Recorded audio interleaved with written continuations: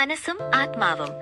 നമ്മൾ മനസ്സും ആത്മാവും തമ്മിലുള്ള വ്യത്യാസം എന്താണെന്ന് നമ്മൾ പലപ്പോഴും ചിന്തിക്കാറുണ്ട്.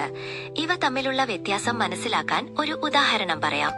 നമ്മുടെ ശരീരത്തെ ഒരു കാറായി സങ്കല്പിച്ചാൽ ആ കാർ ഓടിക്കുന്ന ഡ്രൈവറാണ് മനസ്സ്.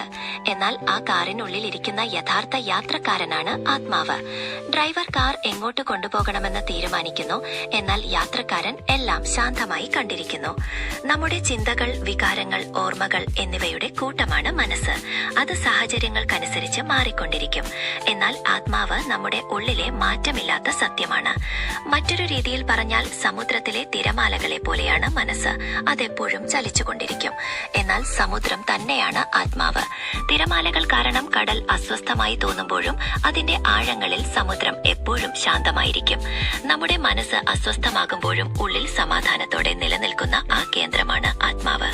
മനസ്സ് പുറം ലോകത്തെ കാര്യങ്ങളിൽ ശ്രദ്ധിക്കുമ്പോൾ ആത്മാവ് നമ്മുടെ ഉള്ളിലെ സമാധാനമാണ്. ഇത് തിരിച്ചറിയുന്നത് ജീവിതത്തിൽ വലിയ വ്യക്തത നൽകും.